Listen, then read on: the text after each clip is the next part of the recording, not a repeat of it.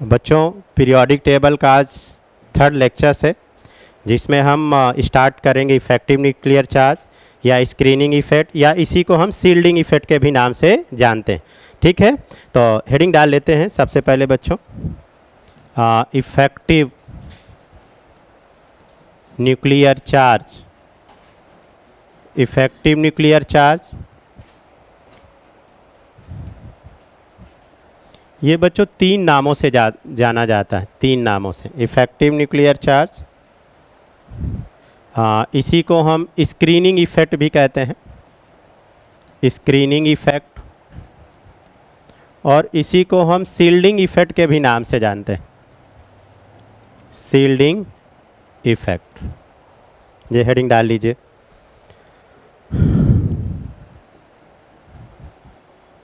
Periodic table, एक second.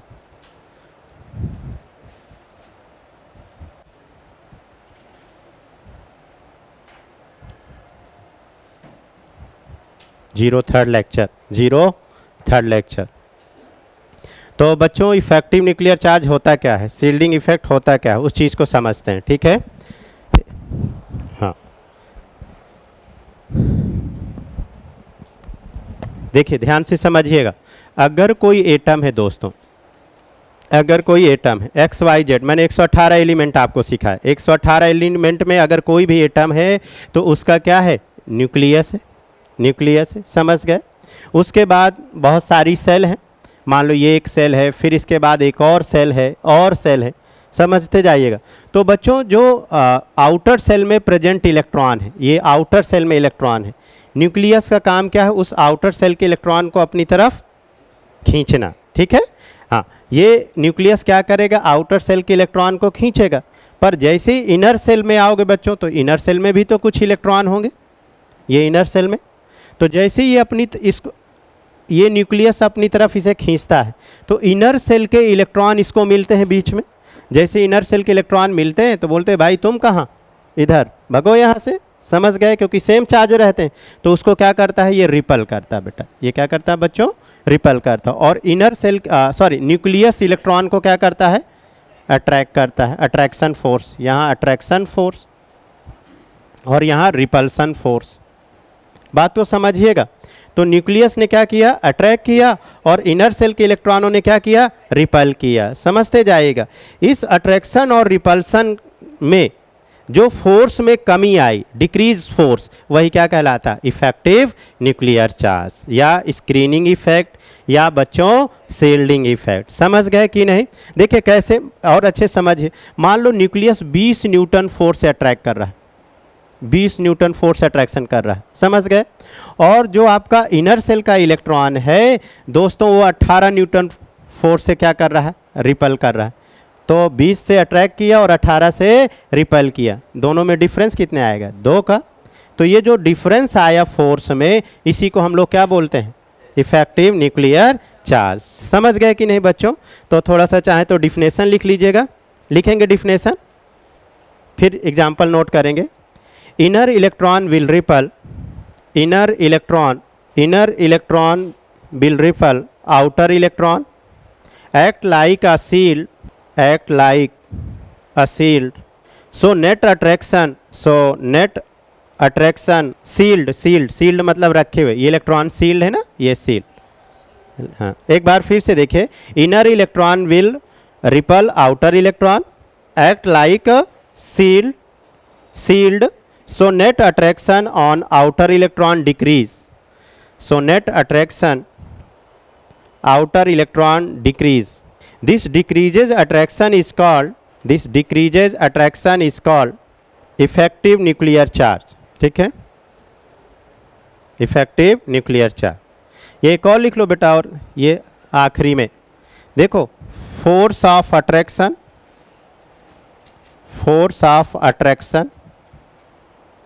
from nucleus, force of attraction from nucleus, and force of repulsion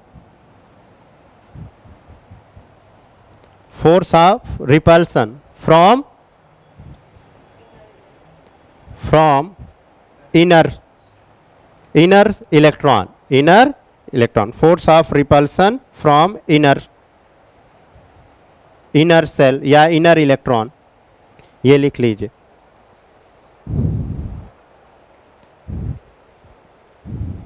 एक बार बेटा फिर से समझ लीजिए ये पॉइंट लिखने के बाद, जब आप डिफिनेशन भूलें तो ये 2 पॉइंट ध्यान रखिएगा कि न्यूक्लियस का फोर्स ऑफ अट्रैक्शन और इनर सेल का बच्चों फोर्स ऑफ रिपल्सन। तो फोर्स ऑफ अट्रैक्शन और फोर्स ऑफ रिपल्सन में जो फोर्स का डिफरेंस आता है उसी डिफरेंस को हम लोग क्या बोलते हैं?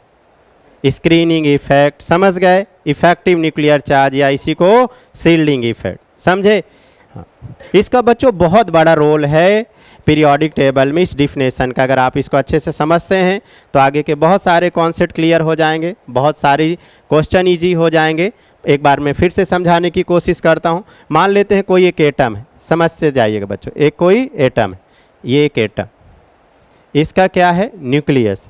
इस एटम की ये इनर सेल और ये आउटर सेल, समझ गए? और ये इनर सेल है तो कुछ यहाँ इलेक्ट्रॉन होंगे आउटर सेल का इलेक्ट्रॉन। तो न्यूक्लियस किसको टारगेट करता है? सबसे पहले आउटर सेल को, इलेक्ट्रॉन को, क्योंकि आउटर सेल में इलेक्ट्रॉन कम होते हैं, इनर सेल में इलेक्ट्रॉन ज़्यादा होते हैं। भाई इनर सेल भर जाएगा तभी तो आउटर सेल में इलेक्ट्रॉन आएगा, समझते जाएगा। तो जो प्रोटॉन होता है, जो न्यूक्लियस होता है बच्चों, आउटर सेल को अट्रैक्ट करना उसके लिए आसान रहता है। तो जैसे ही आउटर सेल के इलेक्ट्रॉन को अट्रैक्ट करता है तो इसको बीच में क्या मिल जाते हैं? इनर सेल के इलेक्ट्रॉन। तो इनर सेल के जो इलेक्ट्रॉन है वो क्या करते हैं बताओ? रिपल करते हैं। और यहाँ पर ये क्या करते हैं? अट्रैक्शन करते हैं। तो भाई अट्रैक्शन ज़्यादा और रिपल्सन कम, तो अट्रैक्शन और रिपल्सन में जो फोर्स में डिफरेंस आया उसी डिफरेंस फोर्स को बेटा हम क्या बोलते हैं? इफेक्टिव न्यूक्लियर चार्ज, या इसी को स्क्रीनिंग इफेक्ट, या इसी को शील्डिंग इफेक्ट। ये क्लियर हुआ कि नहीं? ये क्लियर। और हम क्लियर करते हैं, अब एग्जाम्पल से क्लियर करते हैं। ये पहली बात। दूसरी बात बच्चों देखो, जैसे हम बात करें s ऑर्बिटल, एक p ऑर्बिटल, भाई सेल में ये सब सेल आएंगे, ऑर्बिटल आएंगे, समझ गए? s ऑर्बिटल, p ऑर्बिटल और d ऑर्बिटल और f ऑर्बिटल, समझते जाएंगे। अब देखो बच्चों, जैसे s ऑर्बिटल है तो s ऑर्बिटल का साइज क्या है? स्मॉल। p ऑर्बिटल का साइज थोड़ा सा क्या होगा? बड़ा बना दूं ऐसे, थोड़ा सा बड़ा, या चलिए डंबल से बना देते हैं आपको, डंबल लाइक डंबल, ये डंबल से। d का और बड़ा, ये साइज की अभी हम बात कर रहे हैं। और एफ अभी अपन बच्चों ऑब्जर्वेशन के हिसाब से, एज्यूम के हिसाब से, क्योंकि अभी इसका स्ट्रक्चर आया नहीं, तो अपन एज्यूम कर सकते हैं कि एफ का और बड़ा साइज, समझ गए? तो देखो जैसे जैसे साइज बढ़ता जाएगा, न्यूक्लियस का अट्रैक्शन फोर्स क्या होता जाएगा? कम होता जाएगा बच्चों, क्योंकि साइज बढ़ता जाए। नहीं सॉरी, अभी रुकिए, मैं उल्टा बोल रहा हूँ, शील्डिंग के हिसाब से बोलते हैं, शील्डिंग के हिसाब। एक बार फिर से, s ऑर्बिटल का साइज क्या है?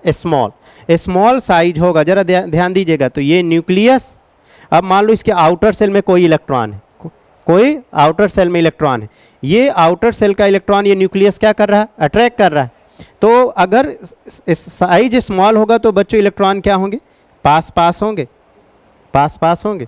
अगर देखो थोड़ा सा, ये s ऑर्बिटल के लिए ऐसा एज्यूम कर रहे हैं, मान लो ये p ऑर्बिटल आए, तो ये आप समझ रहे हो साइज क्या हुआ बेटा? बड़ा। और बड़ा साइज हुआ तो इलेक्ट्रॉन क्या होंगे? दूर होंगे कि नहीं?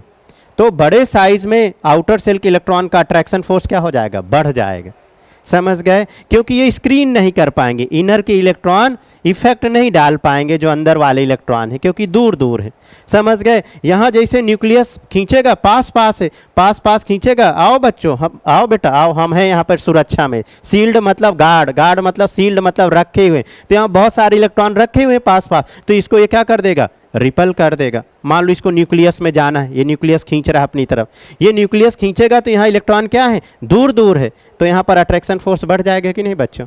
और बड़ा साइज यहाँ आप समझिए, तो इसको इलेक्ट्रॉन खींचना और आसान हो जाएगा कि नहीं?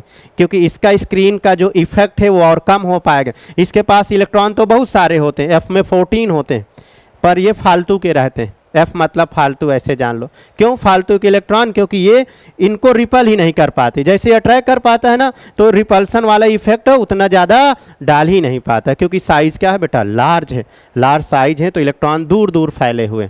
यहीं साइज क्या है बेटा? स्मॉल है, तो इलेक्ट्रॉन क्या है? पास पास, तो पास पास से स्क्रीन इफेक्ट, शील्ड इफेक्ट या इफेक्टिव न्यूक्लियर चार्ज का जो इफेक्ट है वो यहाँ पर डालेगा। मीन्स सबसे ज़्यादा, जस्ट में बेटा अभी फिर हाँ क्वेश्चन हम आपका सुनते हैं, सबसे ज़्यादा अगर हम बात करें शील्डिंग इफेक्ट या स्क्रीनिंग इफेक्ट किस में होने वाला है? एस पी डी एफ में। आप बताओ। एस में। अब क्लियर हुआ, आपने बोला एस में, समझ गए ना। क्योंकि इसका बेटा साइज क्या है? स्मॉल। तो पहले हम ये साइज का ऑर्डर लिख दे ताकि एकदम क्रिस्टल क्लियर हो जाए बेटा साइज का। और जितना स्मॉल साइज उतना ज़्यादा स्क्रीनिंग, उतनी ज़्यादा शील्डिंग, उतनी ही ज़्यादा effective nuclear charge. Very nice. तो एस फिर पी फिर डी और ये एफ, ये हो गया आपका स्क्रीनिंग इफेक्ट। स्क्रीनिंग इफेक्ट या इसी को हमने क्या नाम दिया था? Shielding effect. शील्डिंग इफेक्ट या बच्चों इसी को हमने क्या नाम दिया था? बोलो। Effective nuclear charge. इतने सारे नाम दिए गए इफेक्टिव न्यूक्लियर चार्ज। नोट करिएगा, बहुत बढ़िया। एक बार फिर से समझाने की कोशिश करी क्योंकि बच्चे टफ हेडिंग होती है, समझ गए ना। और इसको आप कोशिश करिए सीखने की। हाँ बोलिए, कुछ बोल रहे थे आप। नोट हो गया बच्चों, है ना। ये साइज का ऑर्डर है बेटा, एस, ये साइज है ना। चलिए एक क्वेश्चन हम जानते हैं, अगर आपका कॉन्सेप्ट क्लियर हो गया होगा तो बताने की कोशिश करिएगा। बच्चों मान लेते हैं ये डी सब सेल है, इनर डी सब सेल, ये nucleus n-1 D, inner D को n-1 डी बोले थे बेटा, और ये इसका न्यूक्लियस है, ठीक। और ये इसके आउटर सेल में इलेक्ट्रॉन है, ये इसके आउटर सेल में इलेक्ट्रॉन है, आप हमें बताइएगा। और ये डी इनर सेल में प्रेजेंट इलेक्ट्रॉन है। ये सिमिलर इसी के कंपेयर में डी के बाद बच्चों हमने एक ये एफ ऑर्बिटल, ये थोड़ा बड़ा बना दिया आपको समझाने के लिए, ये बड़ा बना लिए। ये न्यूक्लियस हो गया और ये इनर एफ ऑर्बिटल क्या बताया था? n-2 F orbital. अरे डी के लिए क्या बोला था? n-1 डी सब सेल, समझ गए। और यहाँ पर क्या बोल रहा हूँ? n-2 एफ, ठीक। और ये बच्चों आउटर सेल में इलेक्ट्रॉन, ये आउटर सेल में इलेक्ट्रॉन, समझते जाएगा। अब देखो बच्चों, डी और एफ की बात करें तो एफ का जो साइज है वो बड़ा है और डी का साइज क्या है? छोटा है। रिलेटिव बात कर रहे हैं, कंपेयर में बात कर रहे हैं बच्चों, बात को समझिएगा।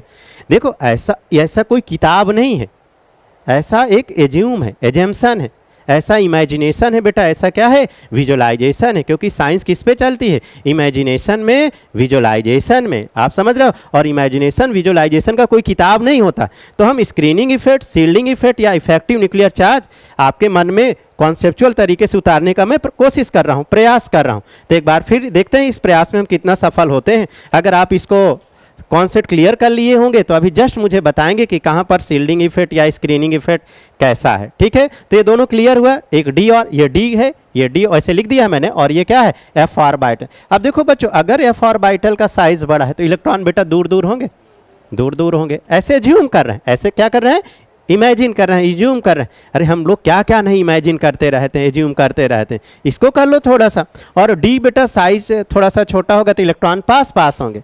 अब आप खुद ही समझो यार, ये जब अट्रैक्ट करेगा अपनी तरफ, ये अट्रैक्ट करेगा तो ये जो इनर सेल के इलेक्ट्रॉन है यहाँ पर रिपल्सन करेगा, रिपल करेगा। अब देखो ये न्यूक्लियस इस आउटर सेल के इलेक्ट्रॉन को अपनी तरफ क्या करेगा? अट्रैक्ट करेगा।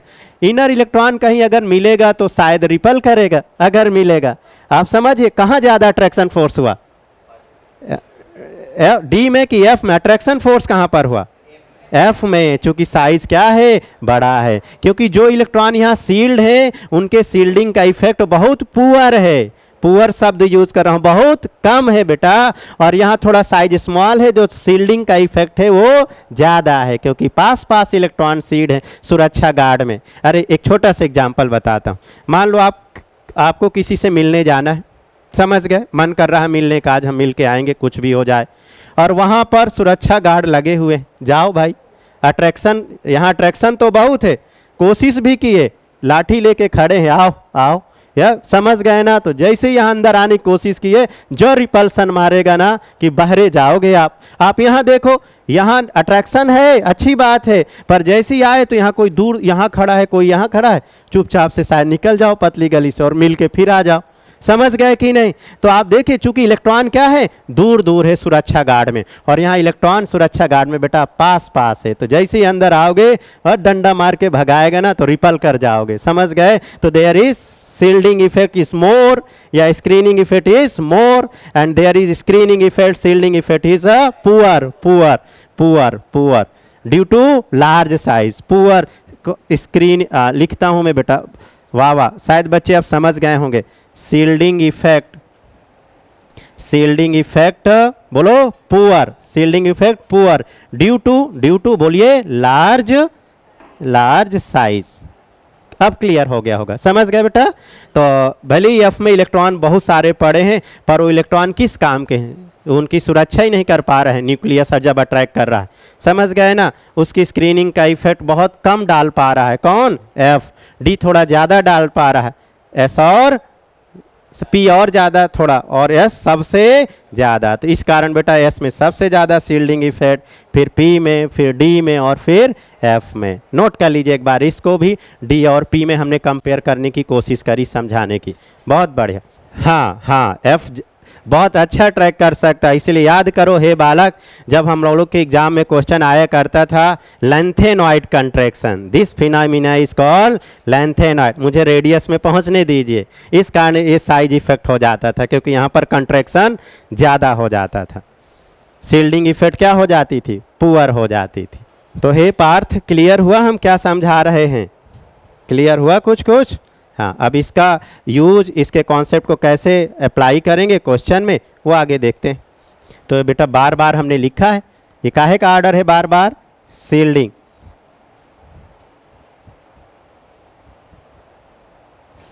इफेक्ट।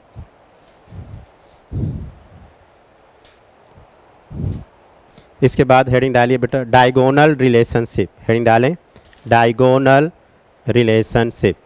चलिए बाद में क्यूआर कोड स्कैन कर लीजिएगा, आ जाएगा, है ना। नेक्स्ट बेटा हेडिंग डालो डायगोनल रिलेशनशिप।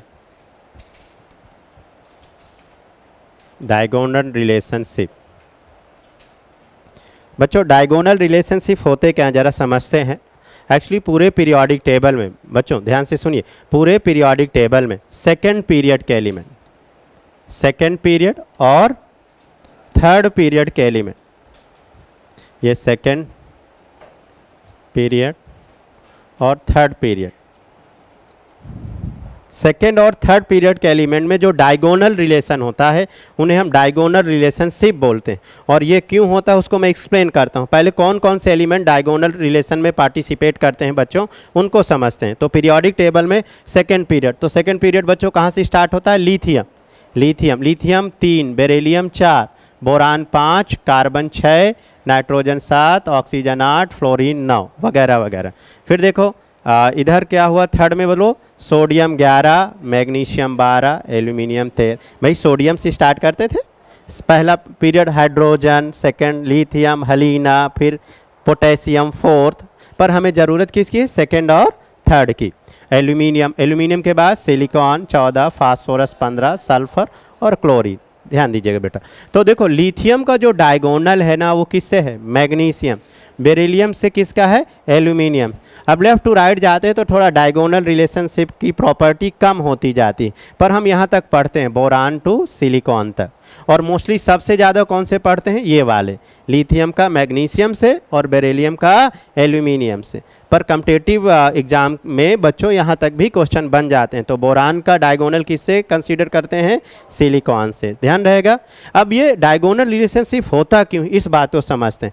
एक्चुअली होता क्या है ना बच्चों, जो सेकेंड पीरियड के कुछ एलिमेंट हैं और जो थर्ड पीरियड के जो एलिमेंट हैं, इनकी फिजिकल एंड केमिकल प्रॉपर्टी क्या हो जाती है, सेम हो जाती है। तो हम नोट लगा के एक पहले पॉइंट लिखेंगे, हेडिंग डाल लीजिए आप लोग, और हम लिखते जाते हैं, आप लोग भी साथ साथ नोट करते जाइए। ऐसा क्यों होता है, एक्चुअली पहली बात physical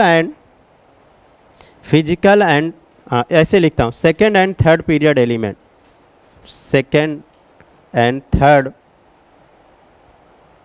period element physical and chemical property are same, physical and chemical property are same, chemical properties are same,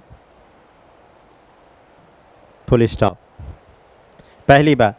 दूसरी बात बच्चों, same polarising power, same same polarising power.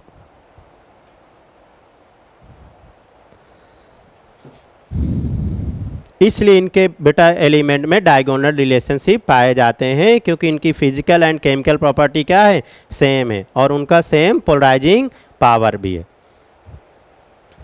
Note करें।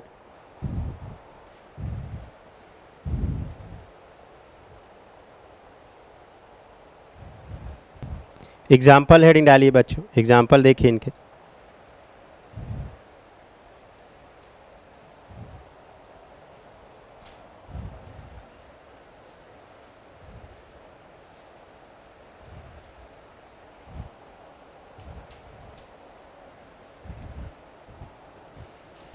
देखो दोस्तों, एग्जाम्पल की अगर हम बात करें तो ध्यान से सुनिएगा बच्चों। ये बेरिलियम का अगर हम रिएक्शन कराते हैं, बेरिलियम मतलब इधर लिखता हूँ, एल्कलाइन अर्थ मेटल, बेटा मांगे कार स्कूटर बाप रोए, रोए हैज़ रेडियो एक्टिव, इसे छोड़ दीजिए। अगर बच्चों हम एल्कलाइन अर्थ मेटल की रिएक्शन नाइट्रोजन से कराते हैं, किससे कराते हैं, नाइट्रोजन से, और इसे हीट कर देते हैं तो एल्कलाइन अर्थ मेटल के नाइट्राइड बना देते हैं। क्या बना देते हैं, नाइट्राइड। मतलब अगर मैं बेरिलियम की रिएक्शन नाइट्रोजन से करा दूं तो ये बेरिलियम का नाइट्राइड बन जाएगा B3N2। समझते जाइएगा। इसी तरीके से एक और चलो देखो, मैग्नीशियम की रिएक्शन हम नाइट्रोजन से करा दें और ये हीट कर दें तो यहाँ पर क्या बन गया, Mg3N2। इसी तरीके से ये Ba3N2। मतलब एल्कलाइन अर्थ मेटल सारे नाइट्रोजन से रिएक्ट करके क्या बना देते हैं, नाइट्राइड बना देते हैं। क्या बेटा बना देते हैं, नाइट्राइड। कॉन्सेप्ट को समझिएगा डायगोनल का। पर वहीं अगर हम बात करें एल्कली मेटल की, एल्कली मेटल बोले तो फर्स्ट ए की, फर्स्ट ए में कौन कौन से आते हैं मेटल की बात करें, लिथियम, सोडियम, हलीना की रब से फरियाद, फरियाद तो चलो रेडियो एक्टिव हो गया। अब अगर हम इनको नाइट्रोजन की प्रेजेंस में हीट करते हैं, नाइट्रोजन के साथ हीट करते हैं तो बेटा ये नाइट्राइड नहीं बनाते, पर उनमें सिर्फ और सिर्फ क्या बनाता है, लिथियम बनाता है। चूंकि आप देखो, ये देखो एक बार फिर से इसको आओ भाई, चूंकि देखिए बेटा ये देखो, लिथियम का डायगोनल किससे है, मैग्नीशियम से। दोनों की केमिकल या फिजिकल प्रॉपर्टी क्या है, सेम है। चूंकि मैग्नीशियम क्या बनाता है, नाइट्राइड, और इसका डायगोनल है इसलिए क्या बना देता है, लिथियम बना देता है। तो इस तरीके से एग्जाम्पल एग्जाम में बेटा डायगोनल के कॉन्सेप्ट से पूछे जाते हैं। तो अपने वापस क्वेश्चन में आते हैं, चलिए आ जाइए वापस। तो यहाँ तक था, हाँ। तो बच्चों यहाँ क्लियर हुआ, मीन्स सिर्फ और सिर्फ यहाँ डायगोनल का जो रिलेशन है कौन करने वाला है, लिथियम। तो ये लिथियम और ये नाइट्रोजन से हम रिएक्ट करा रहे हैं और इसे हीट कर दीजिए तो ये बन गया Li3। It has a lithium nitride, lithium nitride. समझ गए ना बच्चों, ये पहली बात, पहला एग्जाम्पल नोट करिए। और बहुत सारे एग्जाम्पल डायगोनल के कराऊँ तो और क्लियर हो कॉन्सेप्ट। यहाँ बच्चों हेडिंग लिख लीजिएगा, नाइट्राइड, नाइट्राइड,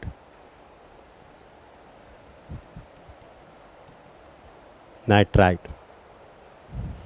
नोट हो गया बेटा, नोट हो गया और कॉन्सेप्ट क्लियर हुआ ना। एक आधा और एग्जाम्पल देखो बेटा, एक दो और एग्जाम्पल से क्लियर करते हैं। दूसरा एग्जाम्पल देखो, देखो ये अभी हम डायगोनल रिलेशनशिप के ही एग्जाम्पल आपको समझा रहे हैं। सेकेंड है मतलब alkaline earth metal. Alkaline earth metal के अगर हम कार्बोनेट की बात करें तो ये BeCO3 बेटा, MgCO3 बेटा मांगे कार स्कूटर, CaCO3 बेटा मांगे SrCO3 और BaCO3। ये कार्बोनेट हो गए। कौन से कार्बोनेट है बताइए, एल्कलाइन अर्थ मेटल। भाई एल्कली मेटल और एल्कलाइन अर्थ मेटल, तो ये अर्थ मेटल के कार्बोनेट हैं।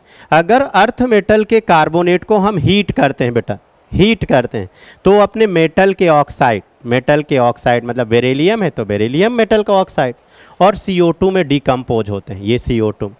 फिर देखो सिमिलर यहाँ पर MgO और प्लस CO2। बात तो समझिए, ये सारे के सारे डिकम्पोज हो जाते हैं BaO और प्लस CO2। समझ गए। अब इसमें कई बार एग्जाम में ऐसा क्वेश्चन पूछा जाया करता था, अब S ब्लॉक हटा दिया गया है, पर ये केमिकल बॉन्डिंग में ऐसा क्वेश्चन पूछा जा सकता है कि कौन एकदम आसानी से CO2, बहुत इजीली CO2 कौन से डिकम्पोज करते हैं ऑप्शन दे करके। तो जिसका पोलराइजिंग पावर बेटा ज़्यादा होगा वो उतना इजीली CO2 दे देगा। अब किसका पोलराइजिंग पावर ज़्यादा होगा बताओ अकॉर्डिंग टू फजान? बी का। तो बी एकदम आसानी से CO2 दे देगा। सबसे डिफिकल्ट CO2 का फॉर्मेशन किसका होगा? BaO का। समझ गए? यहाँ CO2 का बनना क्या है? डिफिकल्ट है, पर यहाँ पर क्या होगा? आसानी से होगा। समझे कि नहीं? क्योंकि जितना ज़्यादा पोलराइजिंग पावर उतना आसानी से डिकम्पोज हो जाएगा। और पोलराइजिंग पावर किसका ज़्यादा होगा? जिसका size small according to Fajans rule. आप भूल रहे हैं क्या बेटा? फजान में सिखाए थे वाले कॉन्सेप्ट वाली बातें। तो ओवरऑल चलिए अब अपने कॉन्सेप्ट पे आते हैं। मीन्स अगर एल्कलाइन अर्थ मेटल को हीट करोगे तो सारे कार्बोनेट क्या हो जाते हैं बेटा? डिकम्पोज हो जाते मेटल के ऑक्साइड और CO2 में। पर वहीं दोस्त देखो, ये फर्स्ट है बोले तो एल्कली मेटल। एल्कली मेटल में कौन कौन से आते हैं? हलीना, कीरब से फरियाद, मीन्स Li2CO3, Na2CO3, K2CO3, कीरब से फरियाद, और ये सारे CH2CO3। अगर आप इनको कितना भी हीट कर दो तो नो इफेक्ट, ये डिकम्पोज नहीं होते। पर इनमें सिर्फ और सिर्फ कौन डिकम्पोज हो सकता है? लिथियम। क्यों? क्योंकि लिथियम का बेटा डायगोनल किससे है? मैग्नीशियम से है। क्योंकि यहाँ पर मैग्नीशियम डिकम्पोज हो रहा है। किस में डिकम्पोज हो रहा है? CO2 और मेटल ऑक्साइड में। तो सेम यहाँ पर क्या होने वाला है? मेटल का ऑक्साइड Li2O और CO2 में। तो लिथियम का कार्बोनेट क्यों डिकम्पोज हो गया? क्योंकि लिथियम का डायगोनल किससे है? मैग्नीशियम से। तो दोनों के फिजिकल हो या केमिकल प्रॉपर्टी क्या होंगे? सेम होंगे। समझ गए कि नहीं? एक और बात देखो, जैसे बेटा एक और बात देखो, ये मैग्नीशियम का हाइड्रोक्साइड है। मैग्नीशियम का क्या है? इंपॉर्टेंट एग्जाम्पल है डायगोनल के। मैग्नीशियम का क्या है? हाइड्रोक्साइड। अगर हम इसे हीट कर देते हैं तो यहाँ से ये बन गया MgO, मेटल का ऑक्साइड, और साथ में वाटर, और साथ में क्या बन गया? अरे देखो H2O, एक ऑक्सीजन और Mg मिल करके बना दिया। समझ गए कि नहीं? इसी तरीके से चूंकि मैग्नीशियम का डायगोनल किससे है? लिथियम से। ये देखो दोस्तों, ये LiOH, अगर आप इसे हीट कर दो तो किसमें? मेटल के ऑक्साइड Li2O और H2O में डिकम्पोज हो जाएगा। बाकी के दोस्तों देखो, NaOH, KOH, RbOH, बहुत अच्छा एग्जाम्पल है। CSOH, अगर आप इन्हें हीट करोगे तो मेटल के ऑक्साइड में नहीं डिकम्पोज होगा, सीधे आयन में डिकम्पोज हो जाएगा।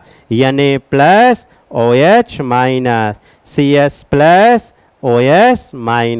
पर लिथियम देख रहे हो विनोद? मेटल का ऑक्साइड और वाटर में। बहुत कॉन्सेप्चुअल पॉइंट है। समझ गए? चूंकि मैग्नीशियम हाइड्रोक्साइड मेटल ऑक्साइड और वाटर में डिकम्पोज होते हैं। नोट करिए सब बात। कुछ क्लियर हो रहा है? डायगोनल बेस्ड कैसे एग्जाम में क्वेश्चन बनेंगे पीरियोडिक में? डायगोनल, बात डायगोनल की ही नहीं बेटा कि सेकंड पीरियड और थर्ड पीरियड के एलिमेंट में डायगोनल, उनसे क्वेश्चन कैसे बनते हैं वो हम आपको समझाने की कोशिश कर रहे हैं। नोट करेंगे। आई होप क्लियर हो रहा है बेटा, कॉन्सेप्ट क्लियर हो रहा है? बोलिए ना। हाँ, कुछ बोल दिया करिए। काहे गुस्सा उस्सा में रहते? किसी ने कुछ कहा?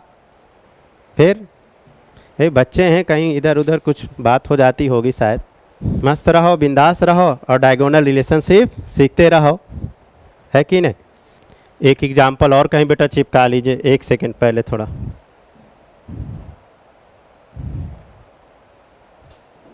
हाँ, एक और देखो यहाँ पर नेक्स्ट एग्जाम्पल जो भी है, देख रहे हो बच्चों? हम लोग पढ़ते थे CH3MgCl, ये ग्रिग्नाट पढ़ते थे, ग्रिग्नाट CH3MgCl। अब देखो यहाँ मेटल सीधे किससे जुड़ा हुआ है? कार्बन से। तो अगर मेटल सीधे कार्बन से जुड़ा होता है तो उसे हम क्या बोलते हैं? ऑर्गेनो मेटालिक कंपाउंड बोलते हैं बेटा, ऑर्गेनो मेटालिक कंपाउंड। ये ऑर्गेनो मेटालिक कंपाउंड। तो ऑर्गेनो मेटालिक कंपाउंड कौन बना रहा है? मैग्नीशियम कार्बन के साथ। अरे मेटल जब भी डायरेक्ट कार्बन से जुड़े होते हैं बेटा, जो भी मेटल डायरेक्ट कार्बन से जुड़े होते हैं वो क्या कहलाते हैं? Organo metallic compound. तो ये ग्रिग्नार्ड भी से हम बोलते हैं, पर ग्रिग्नार्ड का दूसरा नाम क्या बोल सकते हैं इसको? Organo metallic compound. क्यों हमने बेटा इसको ऑर्गेनो मेटालिक कंपाउंड बोला? क्योंकि मेटल, अरे भाई देखो ना, इसे ओपन करके लिखता हूँ, ये मिथाइल को ऐसे, अब दिख गया, मेटल डायरेक्ट किससे जुड़ा हुआ है? कार्बन से। तो जब भी मेटल डायरेक्ट कार्बन से जुड़ा होगा उसे हम क्या बोलेंगे? Organo metallic compound. Means magnesium क्या बनाते हैं दोस्तों? बोलो ना, ऑर्गेनो मेटालिक कंपाउंड। और अगर मैग्नीशियम ने बनाया तो दोस्त दिख गया होगा, मैग्नीशियम का डायगोनल किससे है? लिथियम से है। तो दूसरा डायगोनल यहाँ लिख दूँ, ये भाई ये एग्जाम्पल देखो दोस्तों, CH3Li। समझ गए? इस तरीके से नोट करेंगे। तो डायगोनल का भी, सॉरी, एक ऑर्गेनो मेटालिक का भी एग्जाम्पल आप कॉपी में नोट कर सकते हैं। नहीं, हीट करोगे ना तो इसमें ही।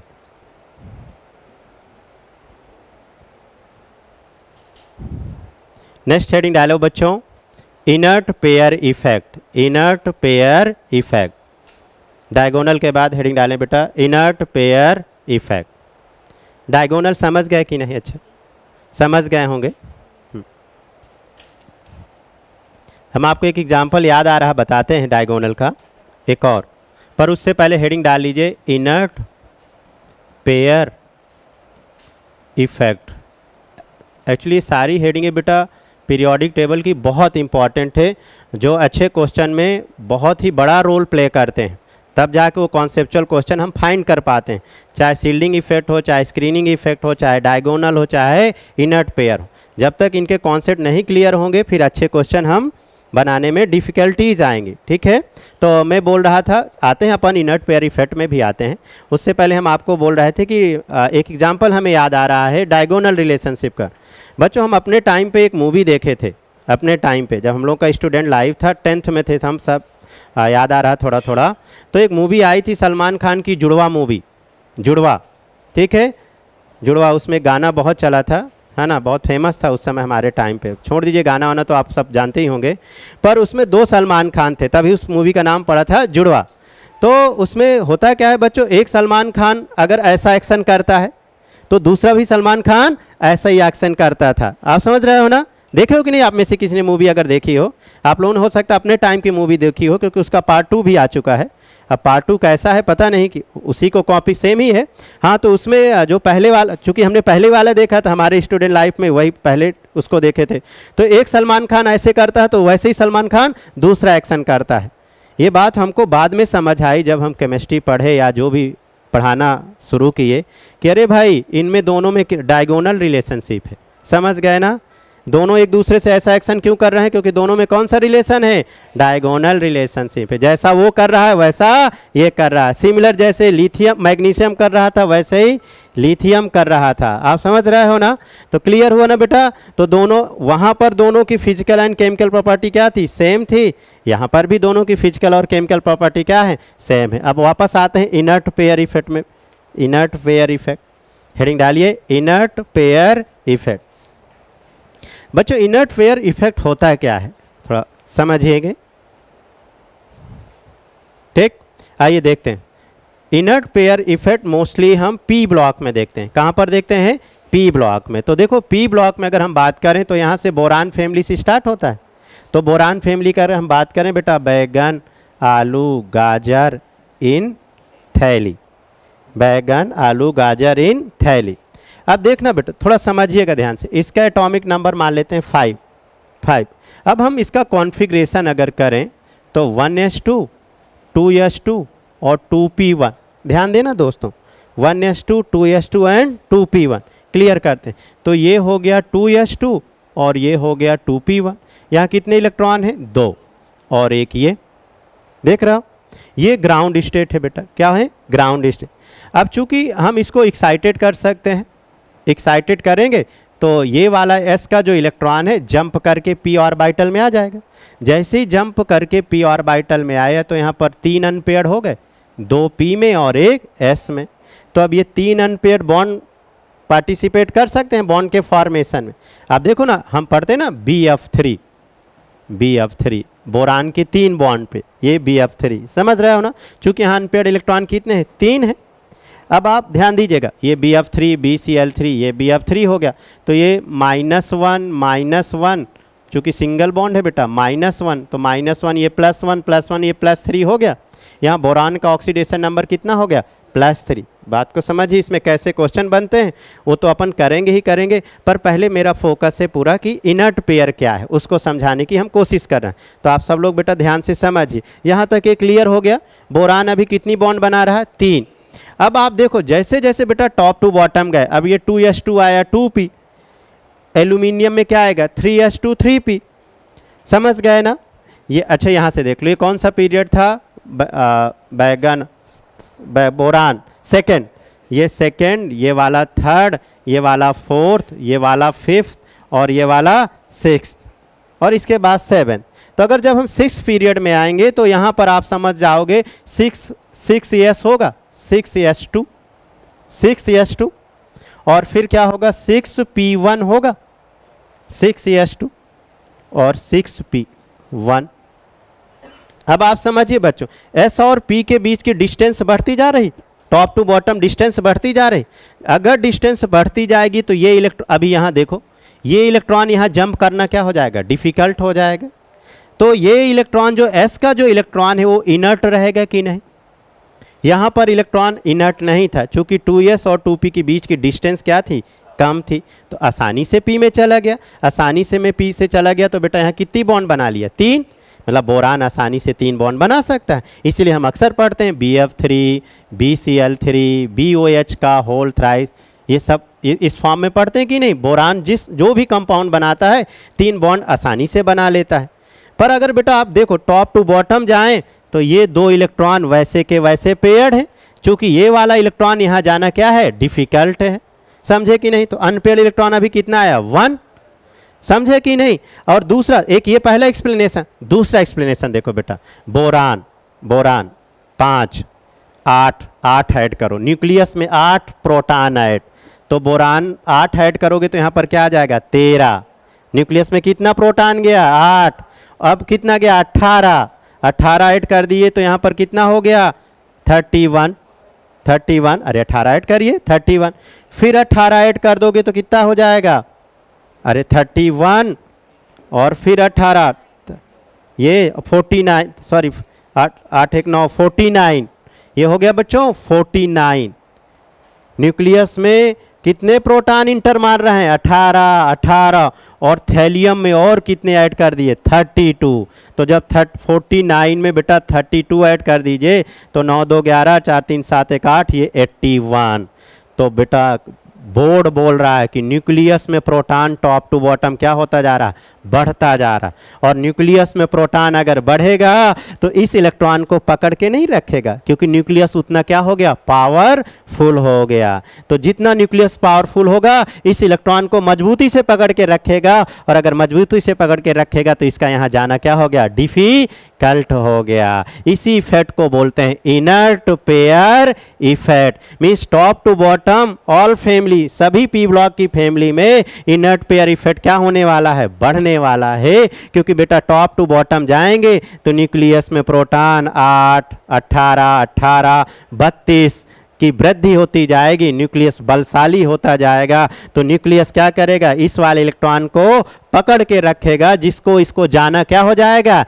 डिफ़िकल्ट हो जाएगा। समझ गए? This effect is called inert pair effect. Means thallium अब कौन सी बॉन्ड बना सकता है? चूंकि एक ही बेटा अनपेयर्ड है, देखो ना बेटा, एक ही अनपेयर्ड है, इसलिए एक बॉन्ड बना सकता है। इसलिए हम इसको जबरदस्ती पढ़ते हैं TlCl3। देख रहे हो विनोद? क्यों? यहाँ तो एक ही अनपेयर्ड है और हम बॉन्ड कितनी बना रहे हैं?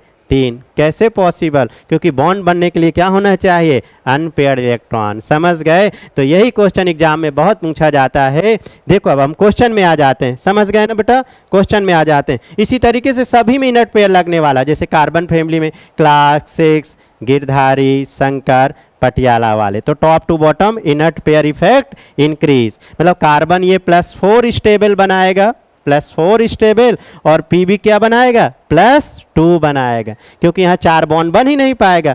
अरे बाबा, ये NH2 वाला इलेक्ट्रॉन NP2 में ये वाला इनर्ट हो जाएगा तो जा ही नहीं पाएगा। तो यहाँ कितने अनपेयर हैं? 2। तो ये इजली बेटा 2 बॉन्ड बनाएगा। तो top to bottom inert pair क्या हुआ?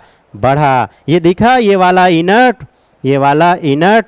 इसी तरीके से हर पी ब्लॉक में कार्बन के बाद नाचो प्यारे आज सभी, समझ गए बच्चों? तो top to bottom bismuth, bismuth कितनी? NH2 NP3, NH2 NP3। ये इलेक्ट्रॉन क्या हो जाएगा? इनर्ट हो जाएगा। तो आगे वो डी में नहीं जा पाएगा। समझे कि नहीं? इसलिए हम यहाँ पर कितनी बॉन्ड पढ़ते हैं? 3।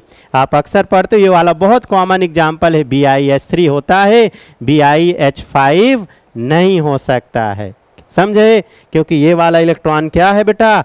इनर्ट है। तो हर पी ब्लॉक में टॉप टू बॉटम जाओगे तो इनर्ट पेयर इफेक्ट क्या होगा?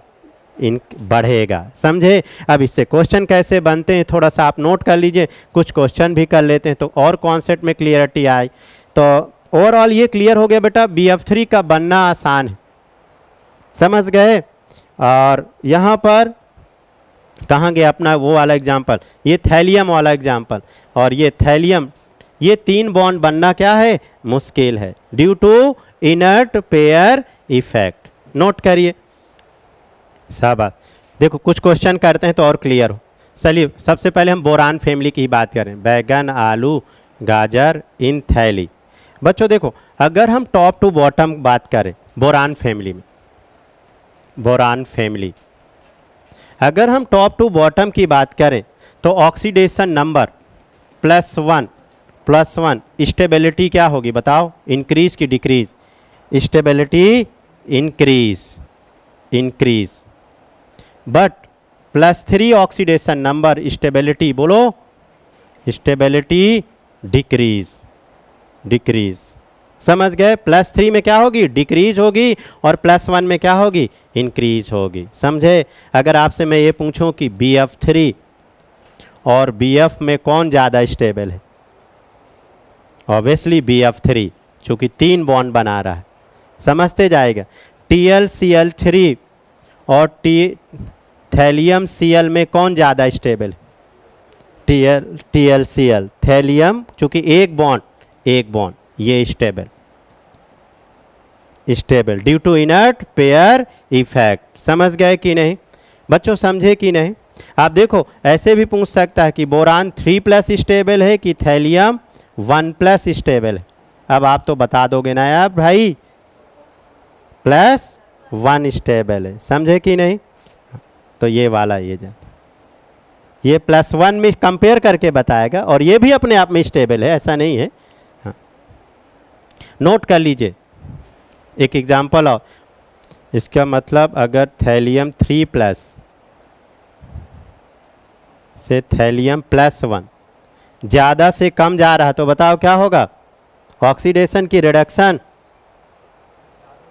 और रिडक्शन, अरे ज़्यादा से कम रिडक्शन, तो यहाँ पर इसका क्या हो गया? रिडक्शन। और जिसका रिडक्शन होता है वो कैसा बिहेव करता है? ऑक्सीडाइजिंग। मतलब Tl3+ में है तो गुड ऑक्सीडाइजर।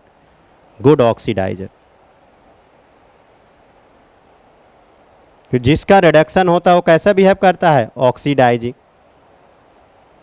ये भी थोड़ा समझ सकते हैं, समझने की कोशिश करो बेटा। शाबाश। एक और बताओ। देखो यार,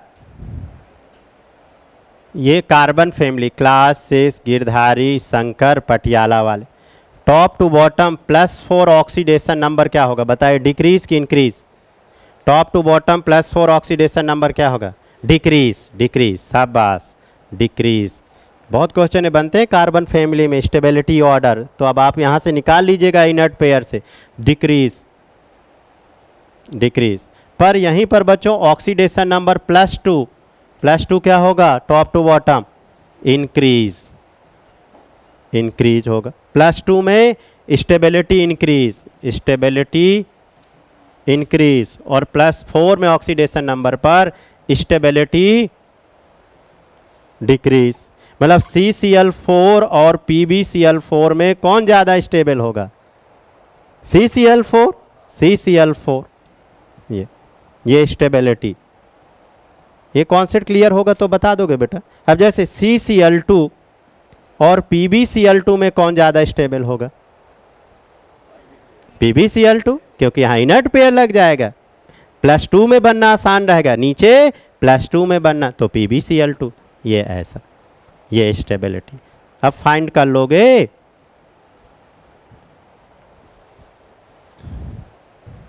बच्चों नॉमेनक्लेचर्स करा दिया था IUPAC।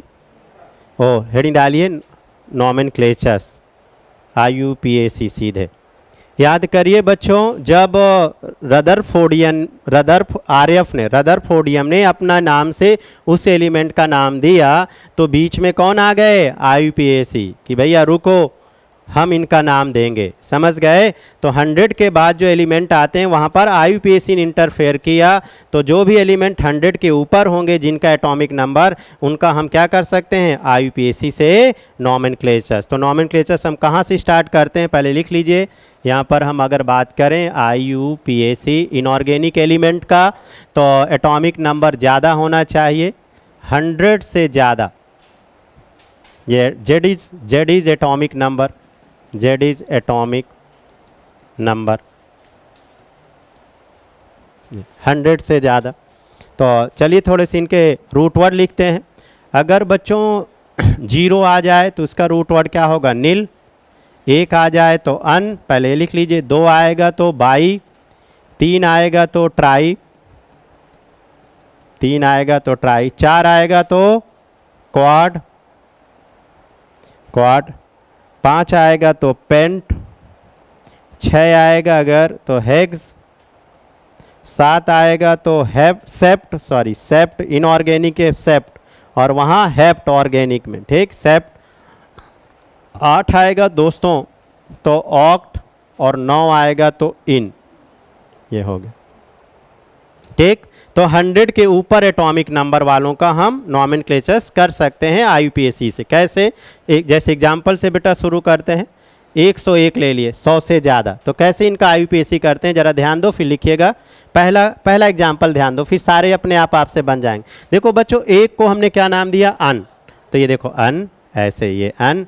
0 को क्या नाम दिया? नील, ये नील, अन नील, और फिर 1 आ गया, फिर अन, और फिर आखिरी में IUM, तो अननील अन्नियम। एक बार फिर से अननील अन्नियम। अब इसके ऑप्शन कैसे बन के आते हैं? कभी कभी तो यही आ जाता है और कभी कभी शॉर्ट फॉर्म में आ जाता है। तो जो पहला वर्ड है उसे कैपिटल में लिखिए, फिर अन के बाद 0 का नील का N स्मॉल में लिखिए, फिर इसके बाद अन का U, तो UNU क्या आ गया इसका? 101 का IUPAC नेम UNU। शाबाश। हाँ चलिए इसी तरीके से बहुत सारे बेटा, 102, 103, फटाफट 104, 105 और 106 फिलहाल अभी इनको बनाते हैं। तो देखो एक बार फिर से 1 को क्या बोलने वाले हैं? अन, 0 को क्या बोलेंगे? नील, और 2 को क्या बोलेंगे? बाई, और अब एक बार आई आ गया ना तो केवल UM है ना, तो अननील बाइयम, अननील बाइयम। इसका शॉर्ट फॉर्म क्या लिखने वाले हो? U, फिर नील का N, और ये भी UNB हो गया बेटा 102 का। सिमिलर 103 का फटाफट अन बनाते जाओ हमारे साथ, नील, और 3 को क्या बोलेंगे? ट्राई। अब आई आ गया तो केवल UM, तो अननील ट्राइयम। क्या बोलोगे दोस्तों? अननील ट्राइयम। इसका शॉर्ट फॉर्म बोलिए UNT, अंट, आंटी जी आ गई। चलिए शाबाश। 1-2 आप बना दो जल्दी से बेटा, फटाफट 1-2, कोई सा भी बना सकते हो, कोई सा भी। 119 तक बनाएंगे, चूंकि 119 का 1-2 साल पहले एग्जाम में आया था, IUPAC 119 का आपके एग्जाम में आया था, तो कम से कम 119 तक पहुंचिए। अभी तो 106 में ही हैं हम लोग, फटाफट। तो चलिए आगे बढ़ें बेटा। अननील, अननील 4 को क्या बोलते हैं? क्वाड, क्वाड, और IUM, तो अननील क्वाडियम। अब इसका शॉर्ट फॉर्म लिखे UNQ, UNQ आया क्या? देखो कोई एक आ जाएगा, सब बना लेंगे आप सब। अननील, 5 को क्या बोलते हैं? पेंट, पेंट, और आखिरी में IUM, तो अननील पेंटियम। इसका शॉर्ट फॉर्म UNP, UNP। वाह वाह, वेरी नाइस। यहाँ बोलो अननील। 6 को हेग्स, स्मॉल लेटर हेग्स, और IUM, तो अनिल हेक्सियम, शॉर्ट फॉर्म मैच कराइए UNH। पहला वर्ड कैपिटल में रहेगा, बाकी स्मॉल लेटर, ये ध्यान दीजिएगा। चलिए अगला बच्चों, कोशिश करें फटाफट। 119 तक तो एटलीस्ट बनाओ यार, 119 तक। देखिए 106 के बाद 107, अच्छा यहाँ लो ना अभी, 107 और 108, 109, 109, 110, 111, 112, 113, 114, 115, 116, 118 और 118 ही तक एलिमेंट। और एग्जाम ने आप सबका कॉमन सेंस चेक किया कि भविष्य में अगर एलिमेंट आएंगे तो उनका नाम कैसे दिया जाएगा। तो ये भविष्य के लिए है बेटा, भविष्य में 119 भी आएगा, 120 भी आएगा, 121 भी आएगा, 125 भी आएगा, है कि नहीं।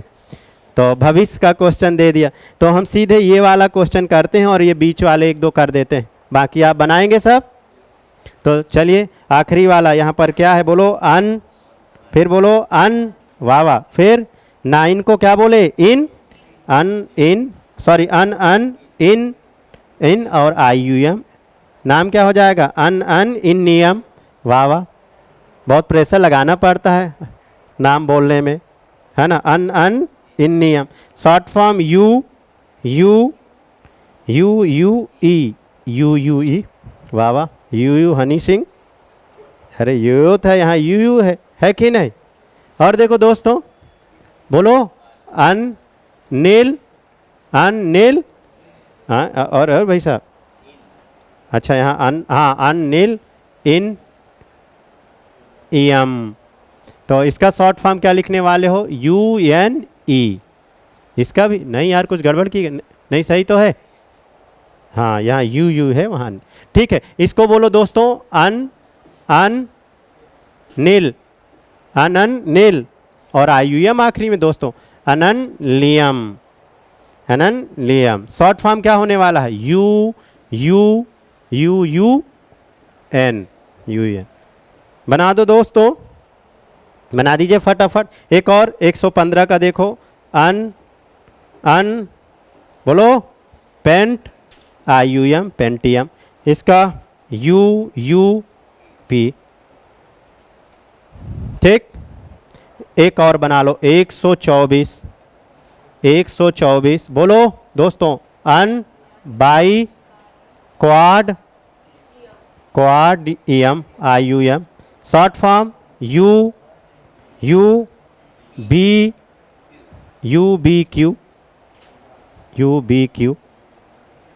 UBQ। समझ गए, ऐसे सारे बेटा बना सकते हैं, ठीक है। तो ये बाकी के बीच के भी आप बना लोगे, ये आप सब लोगों के लिए होमवर्क, कहीं डाउट आए तो पूछिएगा, ठीक है। मिलते हैं नेक्स्ट क्लास में बच्चों। हेडिंग डाल लीजिएगा atomic radius, it is highly important heading atomic radius. तो अगली क्लास में मिलते हैं बच्चों, थैंक यू सो मच।